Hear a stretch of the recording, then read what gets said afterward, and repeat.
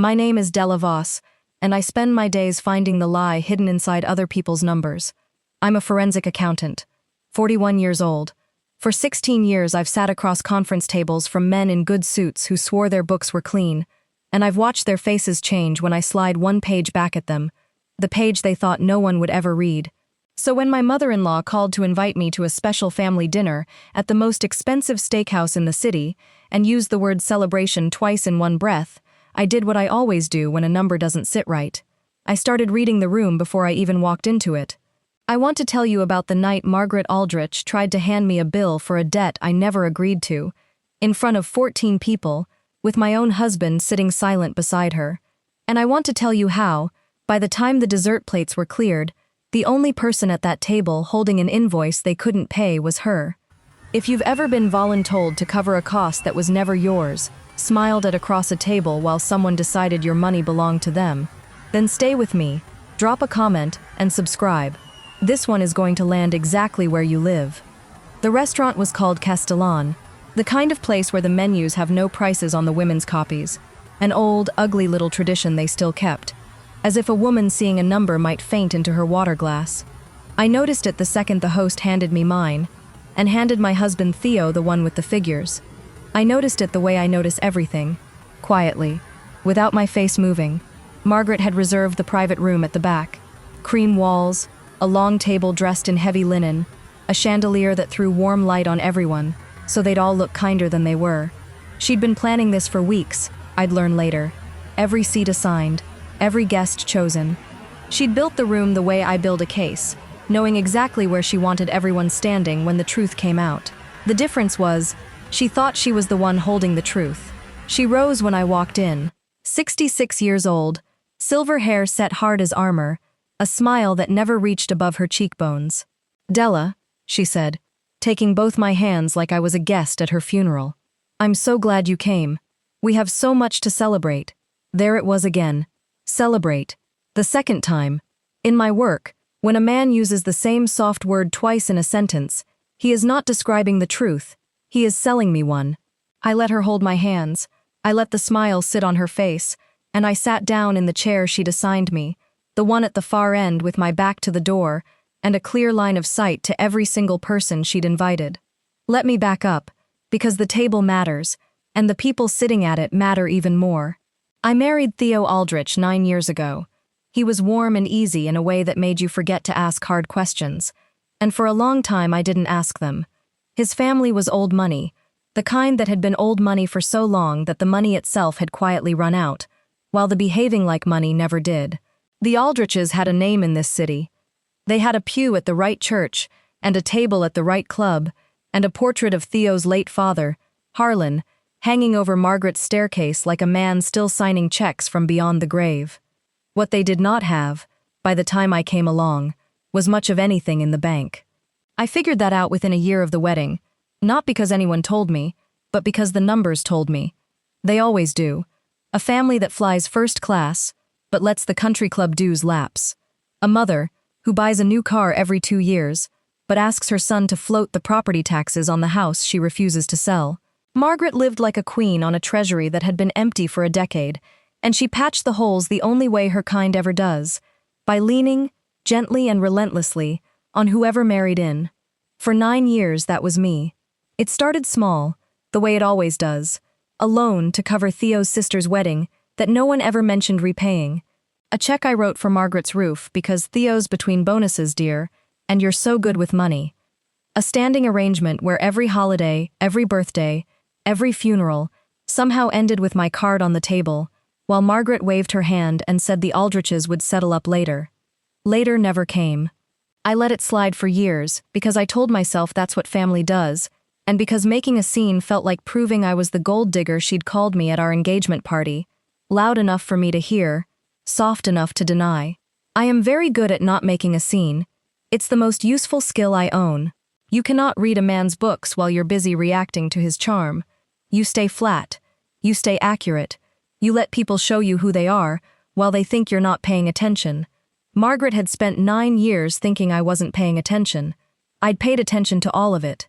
So when the invitation came 3 weeks ago, the special dinner, the celebration, the private room, the careful guest list.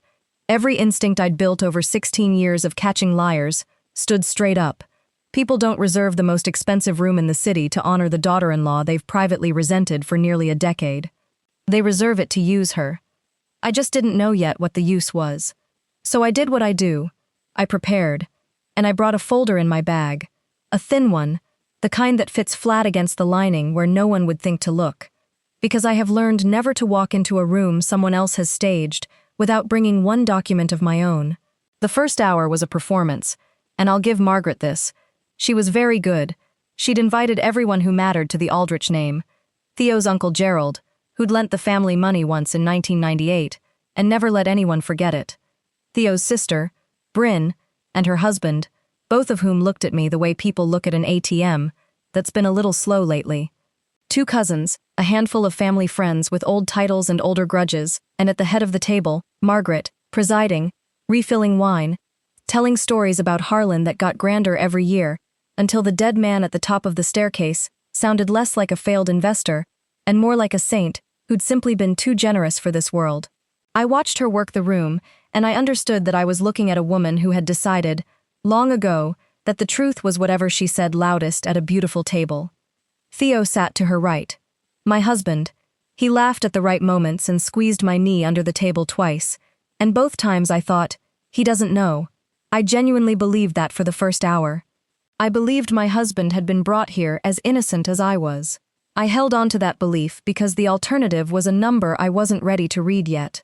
Then the entrees came, and Margaret tapped her wineglass with a dessert spoon, and the room went quiet, and she stood. "I want to say something," she began, "about family, about what we owe each other," and I felt the floor of the evening shift under me, the way it does in a deposition right before a man says the sentence that ends his career. She talked for a while. She was good at talking. She talked about sacrifice and legacy and how the Aldrich family had always taken care of its own. She talked about Harlan and the burdens he'd carried and how a family is only as strong as its willingness to share the load. The relatives nodded along, warm with wine, and I watched the speech curve slowly, like a road bending toward a cliff, until I could see exactly where it was going, a full minute before it arrived. "And so," Margaret said, turning to me with a smile so wide it looked painful, "tonight, surrounded by everyone who loves this family, I want to recognize the person who is finally going to help us set things right." She reached down beside her chair and lifted a leather folio onto the table. If you've ever felt a room turn into a trap with you already inside it, everyone smiling, the doors closed, your own name being spoken like a verdict, then you know the exact temperature my blood dropped to. Don't go anywhere. Hit that like button and subscribe, because what Margaret pulled out of that folder is the moment this whole night turned. She opened it slowly, savoring it, the way I've watched 100 guilty men savor the moment, right before they think they've won. Inside was a stack of papers, itemized, printed, professional-looking even, which told me she'd had help. She slid the top sheet toward the center of the table where the candlelight caught it, and she said, in a voice pitched to carry to every corner of that private room, "This is everything the Aldrich family has given Della over the years. And tonight, with all of you as witnesses, she's going to make it right." The room made a soft sound, that collective little intake of breath a crowd makes when someone's about to be made an example of. I didn't move. I looked at the paper. It was a ledger, a fake one, but a careful fake. Loans to Della, line after line. The gift of our wedding venue, which the Aldriches had promised and never paid, now listed as a debt I owed them. Margaret's roof, the one I'd paid for, somehow recategorized as an advance against my obligation to the estate. Holiday dinners I'd covered, now logged as Aldrich generosity extended to me. Theo's law school loans from 20 years ago, before I'd ever met him, sitting at the bottom in bold. Numbers stacked on numbers, every one of them inverted. Every debt the family owed me flipped around to point the other way. The total at the bottom, circled twice in Margaret's own hand, was $418,000. "We've all struggled," Margaret said to the room, her voice trembling with rehearsed emotion, "since Harlan passed, and it's time the people who've benefited from this family stepped up. Della does so well for herself." A pause, weighted, cruel. "It's the least she can do." Gerald grunted approval. Bryn looked at me with open hunger. The cousins studied their plates, and the truth of the whole evening clicked into place inside me like the last number in a combination lock. This was never a dinner. It was a collection. 14 witnesses weren't guests. They were leverage. Margaret had built a room full of people specifically so that when she presented the bill, refusing it in front of all of them would make me the villain. The cold, ungrateful woman who turned her back on a grieving family. She wasn't asking me to pay. She was daring me to say no in public. And then I made myself look at Theo. He was staring at the tablecloth. Not at me. At the tablecloth. His jaw was tight and his hands were folded, and he would not lift his eyes. And in that 1 second, I read the only number that actually mattered all night. He'd known. My husband had known. He'd squeezed my knee twice. He'd let me walk in here unwarned, sat me at the far end of the table with my back to the door, and waited for his mother to spring the trap, because somewhere in the last 9 years he had decided he was an Aldrich first and my husband second. The warmth I'd married had been the most expensive thing in the room all along, and I'd been paying for it without ever seeing the invoice. That was the moment it stopped being about a bill. People always ask me, after the fact, how I stayed so calm. They ask it like calm is a feeling. It isn't. Calm is a decision you make once and then keep making, breath by breath, because the alternative, the shouting, the tears, the overturned chair Margaret was so clearly hoping for, would have handed her exactly the scene she'd set this whole stage to capture. The angry, grasping woman who'd married up. She wanted me loud. Loud was the only outcome where she won. So I didn't get loud. I picked up the fake ledger, and I read it. Slowly. The whole thing, top to bottom, while 14 people watched and the candles guttered, and Margaret's smile began, very slightly, to set. Because here is something I have learned about people who lie with paper. They cannot stand to watch you actually read it. A liar wants you to react to the shape of a document, the heft of it, the official font, the circled total. They never want you to read the lines. The lines are where they get caught. This is very thorough, Margaret, I said. My voice was easy, conversational. The voice I use when a man's accountant is sweating, and I want him to sweat more. You put real work into this. It's all there, she said, lifting her chin. Every penny. It is, I agreed. Every penny. Pointed the wrong way. A flicker in the room. Gerald's grunt died in his throat. You've listed the wedding venue as a loan to me, I went on, still pleasant, tapping the line with one finger. But I have the contract. The Aldrich family pledged that venue as a wedding gift, in writing, and then never paid the deposit. So I covered it. $41,000. That's not a debt I owe you, that's a debt you owe me. I moved my finger down the page. Your roof. You've called it an advance. I have the cancelled check, Margaret, made out to the roofing company directly, from my account, because Theo asked me to handle it quietly so you wouldn't be embarrassed. 23,000. Down again. These holiday dinners you've billed me for? I have 9 years of card statements. Every one of them is my card. You never settled up, not once. The room had gone very still. The kind of still that spreads outward from a table, chair by chair, as people who came to watch a collection slowly realize they're watching something else. Margaret's smile was gone now. You can't possibly. I can, actually, I said. It's my job. And then I reached into my bag and I took out the folder. The thin one, the one I'd pressed flat against the lining, because I never walk into a staged room without bringing one document of my own. I'd built it over the last 3 weeks, not because I knew the shape of Margaret's trap, but because 16 years of reading liars had taught me that when a family that owes you money suddenly wants to celebrate you in a room full of witnesses, you bring the receipts. All of them. I set my folder on the table next to hers. It was much thinner than hers. That's the thing about the truth. It doesn't need as many pages. While you were building your ledger, I said, I built mine. The difference is, mine has documentation behind every line. I opened it and turned it so the relatives nearest me could see. Gerald, who'd lent this family money in 1998 and clearly never gotten it back. The cousins, who I suspected had their own quiet stories. This is what the Aldrich family actually owes me, over 9 years, the venue, the roof. The taxes I covered twice, the dinners, the loan for Bryn's wedding.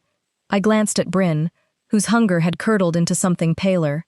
$61,000, with a paper trail a first-year auditor could follow. I never asked for a cent of it back. I want that on the record too. I never once asked. I let that sit in the room. But you didn't invite me here to celebrate me, Margaret. You invited 14 people to watch you hand me a fake bill, because you bet that I'd rather pay $400,000 I don't owe than be embarrassed in front of your family. I closed my folder. You bet wrong, I don't embarrass easily. I do this for a living.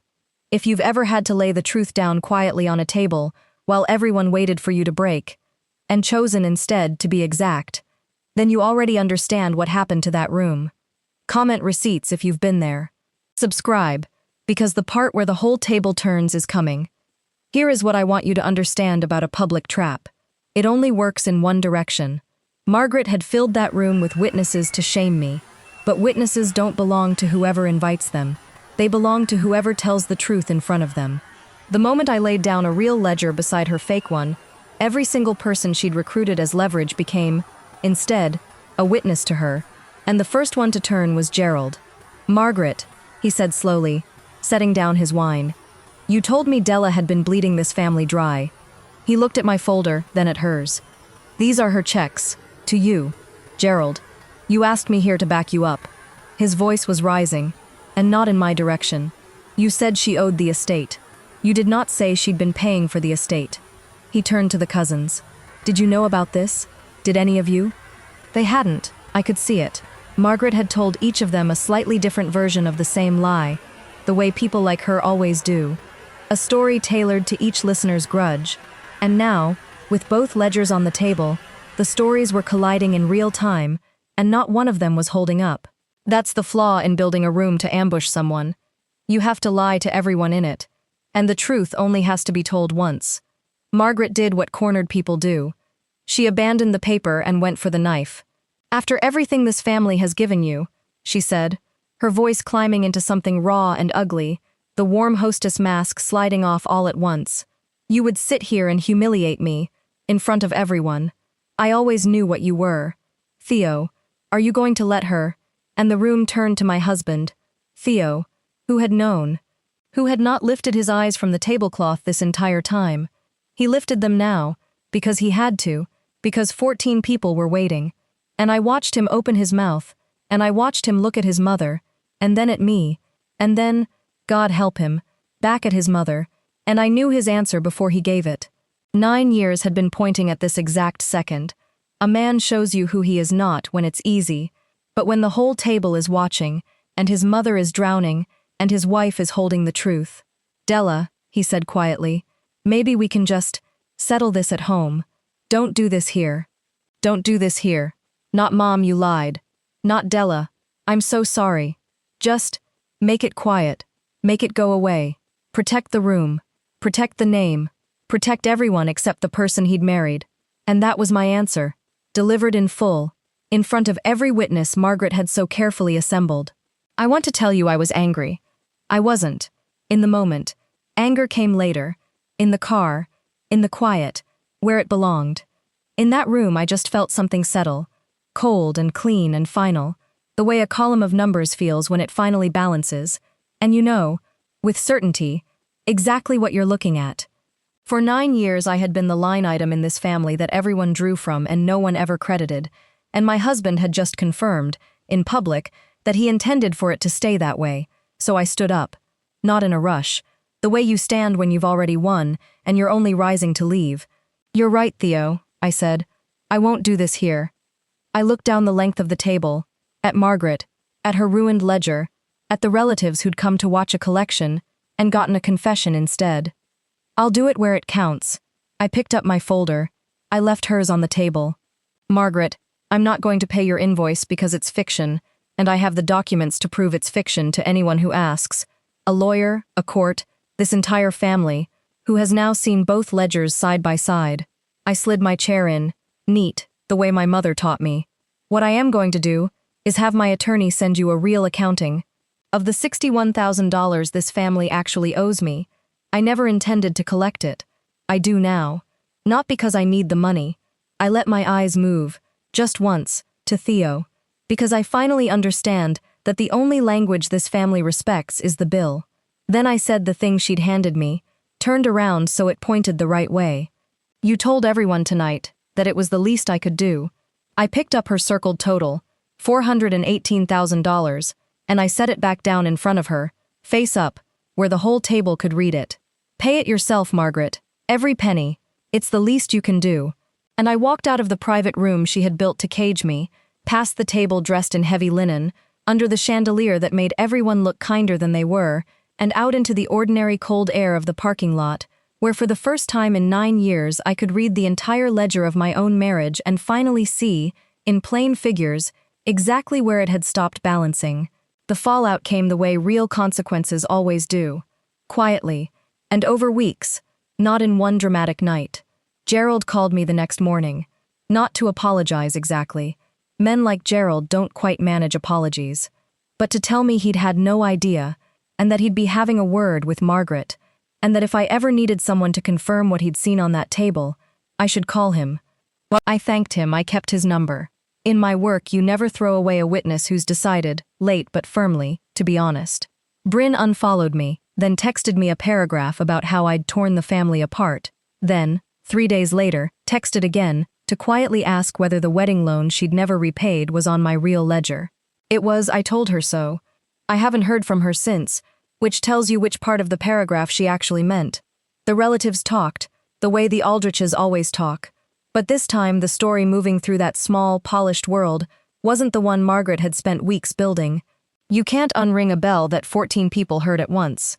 The truth had been said in the same room as the lie, in front of the same eyes, and that is the only place a public lie ever truly dies. Out loud, where it was born. My attorney sent Margaret the real accounting. Itemized. Documented. $61,000. Every line backed by a contract or a cancelled check. I don't know yet whether she'll pay it. I suspect she can't. But that was never really the point. And I think she knows it. The point was the page itself. A true ledger, with her name in the debtors column, sitting in her hands the way she'd wanted hers to sit in mine. And Theo. Theo came home that night to an apartment where I was already sitting at the kitchen table with the lights low and both folders in front of me, mine, and the copy I'd made of hers. He started with the soft words. He'd been blindsided too, he said. He hadn't known how far his mother would take it. He loved me. We could get past this. He led with the wound, the way drowning men always do, and for a moment, I almost reached for the old kindness.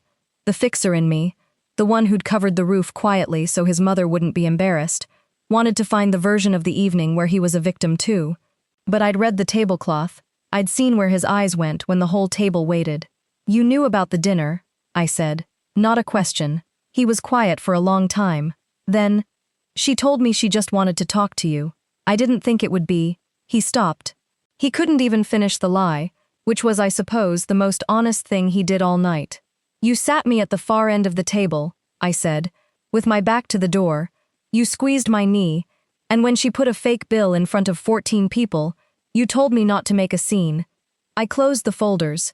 I have spent 9 years being the only person in your family who paid their debts. I'm not angry that your mother tried to rob me, Theo. She's been telling everyone for 9 years that I married you for money, and tonight, in front of all of them, she's the one who tried to take mine. That's not my shame to carry. It's hers. I stood. What I can't get past is that when she did it, you protected the room instead of your wife. That's not a number I can balance.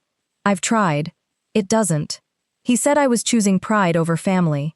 I told him I was choosing not to be a line item in a household that only credited the Aldrich name.